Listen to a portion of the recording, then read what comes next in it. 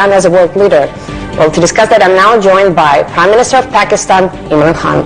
Prime Minister, it's great to see you, great to talk to you. Thank you very much for your time. My pleasure.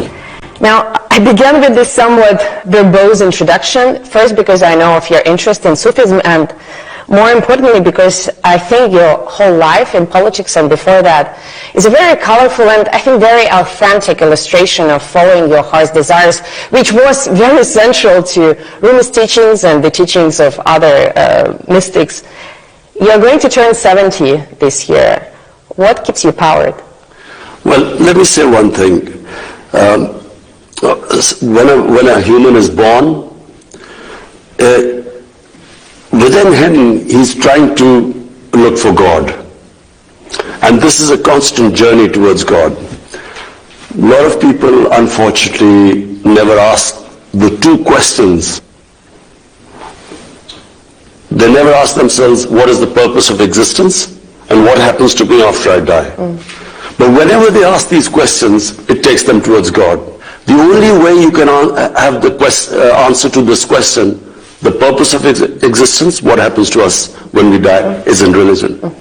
And all religions answer that question. Science doesn't. So the two ways of existence, one is the spiritual and the other is the material. And for me, if you are on the spiritual road, then you will always be looking for how you can face your God after you die, that you have fulfilled your responsibility as a human being. And our responsibility as a human being is, the more God gives us, the more responsibility we have to lift, to help other human beings. Well, let's talk about this practical aspect of our lives, helping other human beings and the state of the world, which there are a lot of concerns around the world about where it's moving, many apocalyptic projections. I wonder how you feel about it, and how do you feel about Pakistan's ability to adapt to this shifting landscape? Well, the world faces two huge challenges. One is climate change, where the material existence, when we only live in this world for material well-being, then the classic example is how we imperil our own existence is what climate change is. How we have ravaged the earth and how we have misused the blessings of God. On the other hand, so that is the biggest challenge, I think, for human beings. The second biggest challenge is the plunder of the developing world by the ruling elites of the developing world, where every year huge amounts of money, according to the factile channel of the Secretary General of the UN, $1.5 trillion move from illegally. There's a trade imbalance anyway. I mean, the money flows through the trade imbalance to the developed world anyway. But the illicit, the illegal, money laundered by the ruling elites, over $1.5 trillion every year moves to the offshore accounts and Western capitals.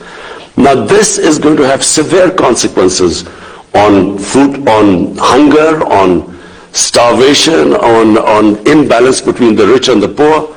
And so I don't think enough attention is being paid to the second one, because the richer countries benefit from it, because they have this capital inflow, so they don't care. But the poor countries are getting destroyed. Now, I mentioned Rumi, and he wrote something to the effect that clever people want to change the world, while wise people focus on themselves. And I wonder if the current predicament, including the ones that you talked about, climate change and the plundering of the human societies. Of the poor countries. Yeah. If that is, in a way, a consequence of some clever people trying to make the world a better place.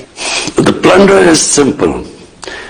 The rich people in the ruling elites, what they do is, when they, as Prime Minister and me as a Prime Minister, if I want to take money out from Pakistan and my ministers, the only way I can do it is by destroying the institutions that will stop me from doing it. The judiciary, the accountability process, the tax department. So when I destroy the institutions, the country goes down. And this is why countries are poor. But what is happening is the rich countries are now building barriers. They are allowing the capital to come in, but they don't allow the labor to come in. So the only way to stop this people dying of hunger and poverty and this imbalance is for the rich countries to make laws like they have for drug money, like they have for terror financing. They should not allow, for instance, our ex-rulers have living in millions of dollars of properties in London. We can't do anything to get them back because the rich countries, they make it so difficult to let us get the money back. This should change, because if really you want to stop this immigrant problem, poverty in the developing world, then there has to be a way that if, for instance, we say that, look, this person who was living in Pakistan has these huge properties in London, then unless that person can justify that he got this money legally, the property should be returned to us. That would stop the plunder of the developing world. We are recording this interview on the eve of your visit to Russia for a highly anticipated meeting between the heads of our countries, whose relationship for a very long time has been conditioned on others. It's been a function of, other processes, regional, global processes. Do you think Russia and Pakistan have reached that point when they can deal with one another as, self-sufficient actors on a bilateral basis rather than, let's say, looking onto others? Well, let me just go back in history. When the Cold War was, ravaging the whole of the world was divided into blocs. Pakistan moved into the United States. We became part of the bloc in the Cold War with the US. India actually stayed neutral, but it was very close to the Soviets. Now when I look back, I think initially Pakistan needed help because when we became independent, we were impoverished. There were millions of refugees in Pakistan. We needed help. But, beyond 10 years or so, we should have then been non-aligned, independent country, stood on our own feet, not relied on aid. We became part of a bloc because we got foreign aid. When you look back, foreign aid is a curse for a country because you do not fix your own systems, you do not raise your own revenues, you don't increase your exports.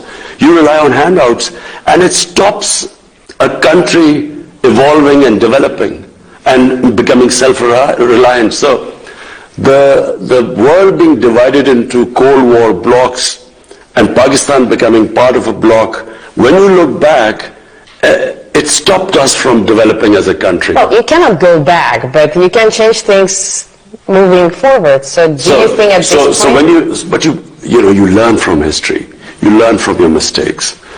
You have to know how to take the knocks. I guess that's your motto in life, right? You cannot move forward in life until you learn from your mistakes. So now what we want to do is not become part of any bloc. We want to have trading relationships with all countries. We have suffered. India became a hostile country, so the trade between them was minimal. Iran had sanctions, so we couldn't trade on the west side. Afghanistan has 40 years of conflict, so we couldn't go north and then to Central Asia. And we couldn't go to Central Asia because we became part of the US bloc, and Central Asia was part of the Soviet bloc. So what we want now is trade with everyone. And what is the purpose behind it? To raise our people out of poverty. That is the main, any head of state, his main focus should be how do you raise people out of poverty. And the best way is trading with everyone. But Prime Minister, intention to trade is perhaps not enough because, as you know, our countries for quite some time have been discussing a large infrastructure project. I think it's called the Pakistan Stream, a gas pipeline. But forgive me my pun, the stream hasn't gotten enough steam yet. And now, in addition to logistical financing challenges, we are also Moscow is dealing with the threat of arbitrary sanctions, Western sanctions, that could be imposed on any Russia-associated project. Do you think this project and others will be up and running in our lifetime? Because sure, you are free, technically speaking, you are free to trade with everyone, but you know how geopolitics works, and there are some subtle ways of imposing pressure on international partners. That's true. I mean, this North-South pipeline, one of the reasons it suffered was the companies that we were negotiating with turned out that the US had applied sanctions on them. So the problem was to get a company that wasn't sanctioned, a Russian company that wasn't sanctioned. So that became a problem. With Iran, we are gas deficient right now. We could just get a gas pipeline from Iran, but Iran is sanctioned. So I have to say that the developing world really wishes that there is not another Cold War. Because, how do we go ahead? Our purpose is not that we become part of any bloc. My main purpose is we have almost half our population which is above the bottom 50%, half is above poverty line and half is below. But if there is like this commodity super cycle when commodity prices have gone up, or if there's a shock like the COVID-19, then they start going below the poverty line. So the last thing we want is the world divided into blocs, sanctions, and I'm hoping that this Ukraine crisis is resolved peacefully.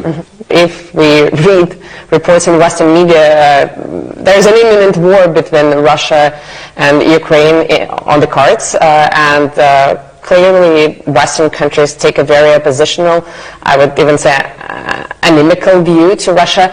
For a shrewd politician like yourself, don't you think that it's perhaps too precarious of a time to expand Pakistan's geopolitical horizons? Well, firstly, this doesn't concern us. I mean, we have a bilateral relationship with Russia, and we really want to strengthen it. As I said, regions develop. It's not countries don't develop in isolation. It's because the whole region goes up. Like we saw the European Union. I mean, I was in university in England when the European Union came into being, and then the whole area standard of living went up. So we want to sort of we hope that, sanctions are lifted on Iran so that, we're short of gas here. And, with Iran, it's the cheapest gas we can get. And similarly, we hope that India one day, Indian leadership, I wish they would concentrate on raising people out of poverty in India rather than proving to the world that the Hindus are the most superior race. Their leadership, how can a leadership not worry about having the highest poverty in the world is in the Indian subcontinent? How could they not worry about it rather than trying to prove to the world that the Hindus are superior? Well, but Prime Minister, on the other hand, many nations go through such period. It could be more or less painful historically, but the spell of nationalism has affected many countries historically. Now, you mentioned that you don't want to play camp politics anymore. You want to be a bridge, and this is a very admirable goal, also a very beautiful metaphor. I think Turkey or even Ukraine framed their foreign policy in such terms a few years back, but they were disappointed. What makes you believe that Pakistan can actually pull it off, being this bridge, let's say in Eurasia, when so many other countries attempted it and failed? Well, firstly, let me just say one thing. As a student of history, I do not believe that military conflicts solve problems. If you look back, look at the conflict since 9/11. If a third party dispassionately did a proper analysis of so many people killed, what was achieved at the end? What happened in Afghanistan? 20 years of, God knows, hundreds and thousands of people dying. What was the achievement? So therefore, I'm not a believer in military conflicts. I believe that civilized societies resolve the difference through dialogues. And the countries that rely on military conflict have not studied history properly. Do you believe, on a personal or let's say on a political level, in some sense of accountability, maybe historical accountability, do you think things will change in the world so that all the great aspirations that you have could be realized without us getting very cynical? Because I hear what you're saying on an emotional level, but I have covered so many wars and I have seen so many people killed absolutely for nothing that I simply don't believe that Western leaders care about things like human lives or even development in the developing countries. I'm sorry for saying that. It's true. Most leaders, their main concern is to stay in power. So if to stay in power, there's what they call as a good war, they won't mind loss of human lives. Well, it's collateral damage. It's not people. It's collateral exactly. damage. I mean, as someone who looks upon the world from a spiritual point of view, I think it is insane to have a conflict with the idea of people dying and thinking that you will get more popular because of that. For instance, take this Ukraine conflict. I mean, for the life of mine, I cannot really believe that there is any chance, there's any possibility of a conflict. Because the consequences, forget about what will happen to the combatants. For the developing world, already the price of oil has gone up because of the prospect of a conflict.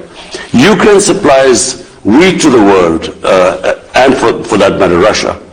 Now imagine what will happen. Already the world is suffering from the after effects of the COVID-19. Imagine if there's a conflict. What will happen to the poor countries? Already the poor countries are suffering. They are already in debt because they had to incur debt because of the consequences of the COVID-19 fallout. So I cannot in my mind understand how can they even have got this close to a conflict? I can't understand this. Prime Minister, we will try to figure it out after a short break, but let's take a quick pause for the time being. We'll be back in just a few moments. Stay tuned.